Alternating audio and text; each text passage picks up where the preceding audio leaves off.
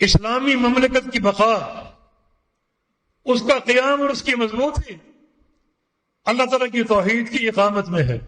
فَلْيَعْبُدُوا رَبَّ هَذَا الْبَيْتِ الَّذِي أَطْعَمَهُم مِّن جُوعٍ وَآمَنَهُم مِّن خَوْفٍ. اس گھر کے رب کی عبادت کر لو، یعنی توحید کو سمجھ لو. اللہ رب العزت تمہیں بھوک لگے گی تو کھانا بھی کھلائے گا، اور خوف آئے گا تو امن بھی دے گا. تمہاری دو ہی ضرورتیں ہیں. انسان کو دو ہی چیزیں چاہیے، ایک اس کو کھانا چاہیے، دوسرا اس کو امن و استقرار چاہیے، سلامتی چاہیے. تمہاری سلامتی اور تمہارا کھانا یہ دونوں مثمر ہیں تنفیذ توحید میں. یہ مال اسف آج تک نہ ہو سکا. بچہ بچہ ہمارا مغرور ہے، اور یہ قوم غربت اور ایک بدحالی کی جو ایک آخری خط ہے اس سے بھی نیچے گر چکی ہے.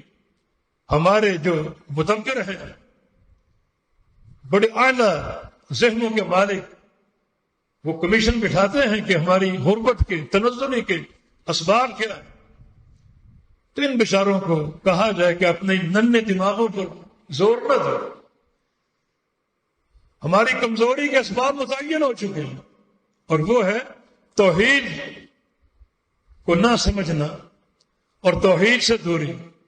ہماری قوت، ہمارا استقلال، ہمارا غلبہ، ہماری اقتصادیات کی مضبوطی، ہمارے امن کی بحالی صرف عقیدہ توحید کے ساتھ مربوط ہے.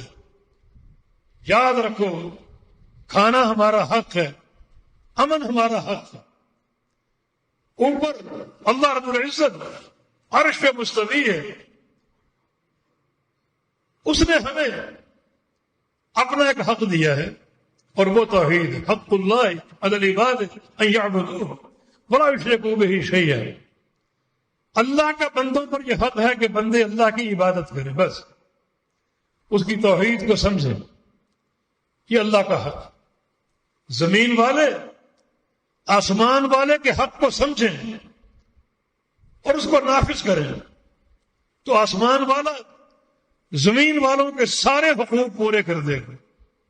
تم میرے حق توحید کو سمجھو اور حق توحید کو قائم کرو، میں تمہارے سارے حقوق بحال کر دوں. سارے حقوق تمہیں حاصل ہو جائیں گے.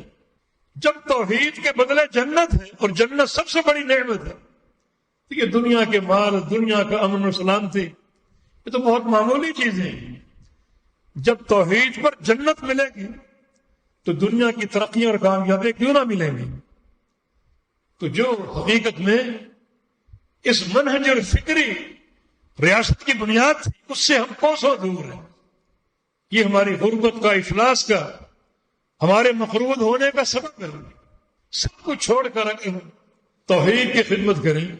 ہمارے حکام ذاتی پروٹوکول کی بجائے اللہ کے حقیقی پروٹوکول کو سمجھیں، اس کی توحید کی تنفیذ کریں، تو اللہ راضی ہوگا، خوش ہوگا، اور یقیناً وہ ہماری ساری نعمتوں کو بحال کر دے گا.